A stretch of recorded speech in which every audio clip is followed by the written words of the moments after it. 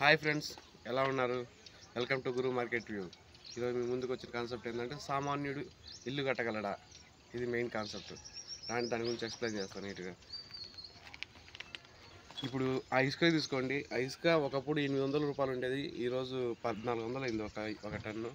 ఏ విధంగా చూసినా మినిమం వేసుకున్న 600 రూపాయలు ఎక్స్ట్రా పడుతుంది.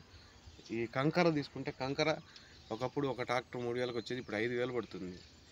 బ్రిక్స్ తీసుకోండి, 21 రూపాయలు చెప్తారు. ఇప్పుడు ఎందుకు 21 రూపాయలు చెప్తారు అంటే డస్ట్ 15,000 ఉండేది కాస్త 17,000 అయిపోయింది, 19,000 కూడా అవుతుంది.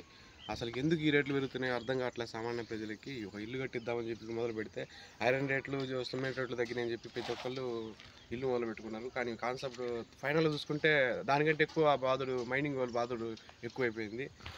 ఏం మట్టి తోలుకోవాలంటే, పునాదులకు మట్టి తోలుకోవాలంటే మైనింగ్ వాళ్ళకి 2000 కట్టాలంటే ఏ విధంగా మనకి 2000 తోలే మట్టి ఈరోజు 5000 రూపాయలు అయింది. సామాన్యుడు ఇల్లు ఎలా కడతారు నాకైతే అర్థం కావట్లేదు.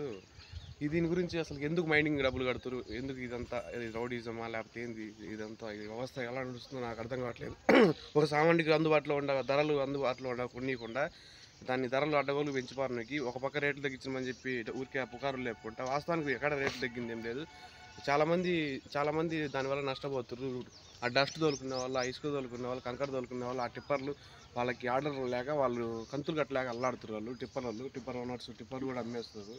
వాళ్ళు ఎలా బతకాలి, వాళ్ళ బాధలు చూసి ఈ కాన్సెప్ట్తో ఈ వీడియో తీయడం స్టార్ట్ చేసిన. ట్రాక్టర్లు దానికి అనుబంధమైన ట్రాక్టర్లు వీళ్ళందరూ అసలు ఎలా బతకాలి అర్థం కాక వాళ్ళు చాలామంది కంతులు కట్టలేక ఇళ్లలో జాక్కుంటారు. కంతులు కట్టలేక వాళ్ళ పరిస్థితి అలా ఉంది ఈరోజు. లేబర్స్కి పని దొరకట్లేదు. ఏదైనా వర్కులు ఉంటే కదా పని జరగడానికి. ఒక ఇల్లు కట్టాలంటే ఎవడు కట్టిస్తున్నారు, ఈ రేట్లు చూసి ఎవడు ఇల్లు కూడా కట్టట్లేదు, లేబర్స్కి పని దొరకట్లేదు. ఎన్నెన్నో ప్రాబ్లమ్స్ ఉన్నాయి మీ మైనింగ్ డబ్బులు ఎగస్ట్రా కట్టడం వల్ల.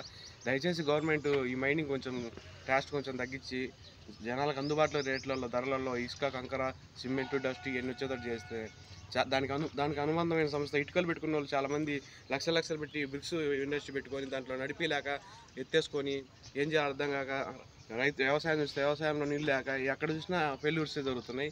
కొంచెం అర్థం చేసుకొని గవర్నమెంట్ని నేను మాటలు నెగిటివ్ తీసుకోకుండా పాజిటివ్ తీసుకొని ఇక్కడ జరిగే అన్యాయాన్ని మాత్రమే పరిగణనలో తీసుకొని ఆ ఇసుక రేట్లు, సిమెంట్ రేట్లు, కంకర రేట్లు కొంచెం తగ్గేటట్టు చూస్తారని చెప్పి నేను కోరుకుంటున్నాను.